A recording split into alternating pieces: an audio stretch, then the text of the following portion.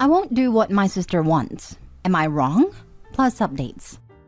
Original post. I, 33 female, have always had a strained relationship with my family, especially my mom. When me and my siblings, 38 female and 35 male, were younger, our standard practice for the weekend was hide anything that could break or be used as a weapon on a Friday night, and put it back on Monday morning before school so no one would notice. If we forgot, my mom and stepdad would come back from the pub and start fighting, and it always went too far. Then we would be left to clean up the mess. So weekends went. Friday come home from school, mom and stepdad go pub, we hide things. Saturday would be as quiet as possible, so we didn't wake them up. They would go out Saturday night, be hungover Sunday, and we would put everything back before school on Monday. It was extremely toxic. Most nights we would hear physical fighting. If we got out of bed, we would get beat. So it was easier to hide in bed, pretend to be asleep whilst being scared, praying you hadn't made a noise. Some days I would cry and get beat for crying. My brother moved out at 13 and went to my uncle's. My mom wouldn't allow me to go as I was her baby girl. My older sister moved out when she was 17 after meeting a boy she fell in love with. That just left me dealing with everything. When I was 16, I was told to get a job and had to give over 3/4 of my wages to my mom, who had never worked a day in her life. When I was 18, I questioned her as to why I had to pay so much, and that resulted in me getting kicked out. Having nowhere to go, I had to live on the streets. My sister lived in Blackpool and my brother didn't speak to me. I never found out why. Now I'm older, married with 2 beautiful children. I often look at them and wonder how anyone could treat their children the way I was treated. I live in Scotland now, far away from my mom. My sister, however, has become close with my mom. After my stepdad died, my mom reached out to all 3 of us and wants to build bridges. She won't admit what she did wrong though. She won't admit to the beatings, the moving house every time social services got involved, the sometimes letting questionable men look after us, and having horrible things happen to me and my sister. She says our childhood wasn't that bad and that I'm being dramatic. I have PTSD from everything she's put me through, and I just want her to be held accountable. But I feel like I'm never going to get that apology I want. I know it won't change what happened. I just want to hear I'm sorry. She wants to meet my children, which I really don't want to happen. My sis is pushing for this to happen, and I'm unsure why. I don't understand the hold my mom has on my sister. We often talk about our childhood, as I thought that maybe I was being dramatic as I was young. But no, she remembers my mom beating us. She remembers my mom letting people violate us and telling us it's just part of being a woman. I don't understand why my sister wants this woman in her life. I don't understand why she wants this woman near my children. It makes me feel angry and sick. I don't get it, but no, I won't get the answers I want. So would I be the a-hole if I just ignored my sister's requests and didn't let my mom in my life again? Now for the top comments before reading the update. Not the a-hole. I grew up in an abusive household, turned 18 in a foster care system. Years later, when I was pregnant, my mom wanted to reconnect. She wouldn't admit to any wrongdoing either, even though CPS took us away as a direct result of her actions. And I still wondered if it wouldn't be the right thing to do. Then I had my daughter, and I realized unequivocally that I was making the right choice to stay no contact. Because I would have walked through hellfire to protect my kid from the things my parents deliberately did to me. Drove it home just how messed up they really were. Protect your babies and protect yourself. I was about my daughter's age when my mom dragged me through the house, dragging me by my hair. And when I look at my daughter, I just don't understand how anyone could do something like that to a kid. OP, protect your kids and yourself, and hold firm to the no contact with your mom. My father's second wife did that to me, as well as ripped a chunk from my scalp. And she's the main reason why I continued to keep my hair short nearly 30 years later. Not a-hole, your mom gave you a truly appalling childhood. You have no obligation to rebuild any relationship with her, especially when she can't even acknowledge, let alone apologize, for what she put you through. Your sister remembers all the abuse you remember, yet she's happy to spend time with your mother and even wants to push you to do the same? I can't even begin to imagine what's going on in her mind. You're absolutely not wrong to say hell no and protect not only your children but also yourself. In order to spend time with your mother, you would surely need to submerge all the valid feelings you have about your childhood. That doesn't sound healthy to me. Wishing you best. Love bombing? My sister tried one too many times to get me to call our bio mom, and I finally had enough and told her if she continued to harass me about our bio mom, and reminded her if I felt harassed and asked her to stop before then it is harassment, that she could join her in no contact land permanently. My sister knocked it off, and fast forward 7 years still has not brought it up, and loves being an auntie to my kid, dog and cat. She's very easy to persuade, one way or the other when she wants to make people happy, especially people loving on her. But she also has a brain, and knows I am very cold-hearted towards people who wrong me. Even at my advanced age and after many years of therapy, I still struggle with the emotional scarring and flashbacks caused by a very bad childhood. Because the complex PTSD remains so present in my life, I made a conscious decision to expunge the spawners a long time ago. One of my brothers, when the male spawner was dying, decided to take it upon himself, undoubtedly with the encouragement of his meddlesome cow of a wife who'd already had a go at me to effect rapprochement. Because, family. I warned him off in very strong terms, but he persisted, so is now gone too. The thing is that we don't have to explain what we decide to do to protect ourselves. And we certainly don't have to put up with interference from people who don't live in our heads. Edit. So I've just seen my post on TikTok, and that was weird to be honest. So I thought I'd answer some questions I read there. 1. My sister has no children and moved back to Leeds a few years ago. My brother has a wife and 5 kids and also lives in Leeds. My brother has no contact with my mom, but her wife talks to her and sends her pictures of her children. No one in my family know where I live, as they all pretty much left me to fend for myself. So when I moved to Scotland, no one seemed to notice. I don't have any social media for this reason. I also don't have many friends because I'm very cautious about who I have in my life. I do see a counselor and have done for the past 10 years, so I'm honestly doing okay. Anytime I want to see my siblings, I always drive down to Leeds. My biological dad lives abroad. He left when my mom broke his ribs when I was 2. He just left us and has 2 other children with a second wife. I've never met any of them, just email my dad from time to time. As you can tell, I have a lot of issues. And I think that's why I still speak to my sister and brother, as they are the only family I have, and we all tried really hard to look after each other as kids. Now for the first update. So I really wasn't expecting my first post to blow up like it did. I guess I just wanted to feel like I wasn't actually crazy. Feel free to read this on my profile. I showed my husband my post and he got really mad at me. I don't understand why, but he said he was letting everyone know what happened to me when it should be private between me and my family. This felt very odd to me.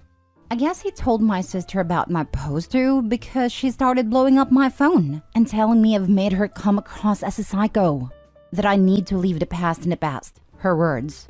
Apparently, it takes a strong person to accept and move on from someone's mistakes. I'm unsure how my mom is treating us as something I should just brush under the carpet. Anyway, me and my husband got into an argument over this whole thing. He left the house and didn't come back. I tried to ring him, but turned out he left his phone here. Curiosity got the better of me and I'm not proud of this, but I went through it. Something I have never done. And this is where I messed up. We know each other's passwords as it's our wedding anniversary. Guess who is sexting my husband? Yep, my sister. From what I can gather, it's been happening for 3 years. I'm guessing that when he goes away for work, he meets up with her. There are pictures of my husband, my sister, and my mom, all in a pub. 3 freaking years this man has been, in his words, picturing her whilst in bed with me, and says he married the wrong sister. He says that she's a wonderful woman for getting over our past when I have to make a big deal out of it. He comments on how my body is disgusting after having children. That I'm fat now, apparently with more stripes than a zebra. Yes, I have stretch marks, but I don't think I'm fat. I'm a size 12 and 5'9". I work out. I try to get over everything, but now I just feel broken. I don't know when he will come back. I don't know what to say when he comes back. I am, however, grateful for my post because now I know that the happiness I thought I had was one giant lie. Damn, sorry, just had to get this off my chest. Me and my kids are gonna be okay. Unsure in what to do. I'm broken, completely broken. You know what to do. If the house is in your name, put his things outside. I wouldn't even bother trying to get him to be reasonable. You need to get your divorce papers in order, as well as child arrangements whilst he is out right now. Get your passports and all important documents somewhere safe. Make a copy of all evidence of his cheating, because you will need that for the divorce whilst you can. I hope you've done this already. You also need to let your lawyer know that you do not want your children around your mother and sister, and the reason why. Your sister was also a victim, but as an adult, she is choosing to be around a woman who enabled pedos and let her children be violated. Like everyone else has told you in the previous post, protect your children and protect yourself. Get your things together and get out of his life. Him and your sister can be very happy together. You would be an a-hole if you let those women around your children and if you don't divorce him. He is putting your children in danger. Also, petition CPS if they were involved in your childhood for any records on your case so you can show the documented history of your mother's abuse. Don't know if it's possible, but it never hurts to ask. You will need to contact CPS in each place you lived in. I'm not sure how it is for your country, but in the US, each county keeps their own records and files. They don't share information, which is why people are able to outrun social services. If one county catches on, they move on to another county. Take screenshots of everything to do with your sister. Send them to yourself and something like Google Drive. It would be good to have the files backed up somewhere else too. Change your passwords immediately. Do you have shared bank accounts? Transfer the money to a new account at a different bank. Get a lawyer as soon as possible. It might be better to pretend like you don't know about the affair for right now. You need time to get everything in order. Do you own or rent? Whose name is on the mortgage/lease? Not the a-hole. Your own mother is aware your husband is cheating with your sister. I'd be going scorched earth after I got my ducks in a row, Soapy. Totally agree as Trim says. Get your ducks in a row, then go nuclear. I know it's easy for me to say, but I would get sorted with your kiddos and just leave. After some careful home redecoration, like fish in the vents or inside a sofa. Whatever you do, if it gets to your own back or behave like a lady, just remember, you did nothing wrong at all.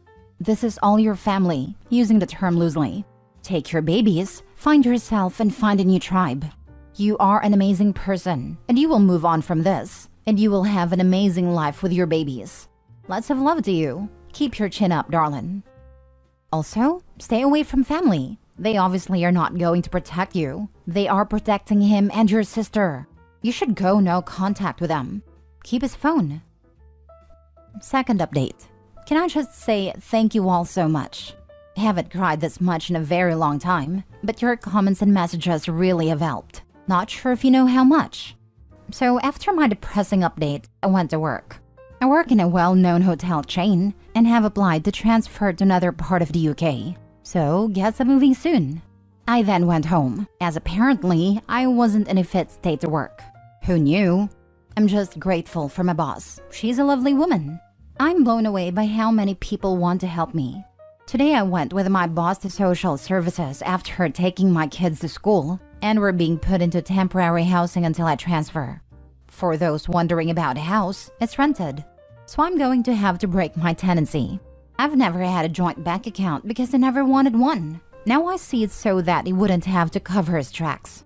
I did have a little pity party, not gonna lie. Now I'm done being the victim. I'm done being walked all over. I'm just beyond freaking done. I'm angry and want to make people's worlds go up in flames. So I guess that's what I will do. People have commented about my family knowing my Reddit account, and I don't care.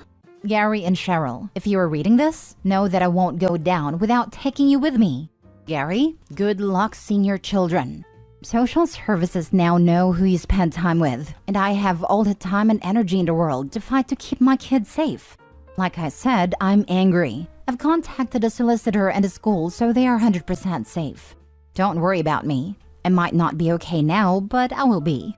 My purpose is to look after my girls, and that's what I know I'm good at. Someone said the parents you are now is the parent you wish you had, and I believe that's true. I will go to the ends of the earth to keep my baby safe. I will update when I can, once I'm settled. Hopefully with good things. It's 11 a.m. and I feel like I've done so much already.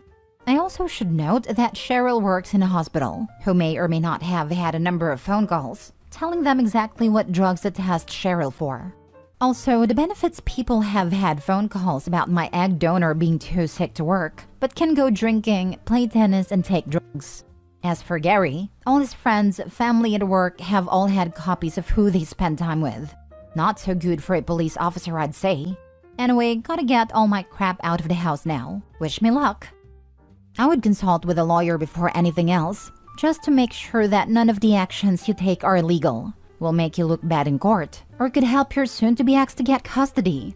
Yes, burning everything to the ground would be satisfying, but not if it comes with a bill of losing custody, because your soon-to-be ex/sister will make you look vindictive and unhinged, and will claim that your assault and abuse allegations were just revenge for the cheating. That's what a solicitor is. Yeah, but I doubt she told him everything she's done, or is going to do about vengeance, or he would probably have advised against it. Just read your posts, and you go, girl. Take this anger and use it to motivate you to build a beautiful new life with your kids. Also, as for the whole BS of being the bigger or better person by forgiving someone for their mistakes, that's never up to anyone but the person who was the victim of the situation. Ever. That's always up to the person who was wronged, how long they hold on to things, or if they can ever forgive. No one gets to set a timeline ever. Anger isn't bad. What matters is what we do with it. A lot of wrongs get righted in life when gentle people get good and mad. I agree. I don't understand why people are always so quick to go, no, no, no, don't get angry. It is like, why? Not all anger is negative, and not all anger is explosive. Some of it can be really cathartic, and we're all going to feel it at some point in our lives. Several points. Feeling like we have to keep it in and aren't allowed to express it is when it gets into dangerous territory.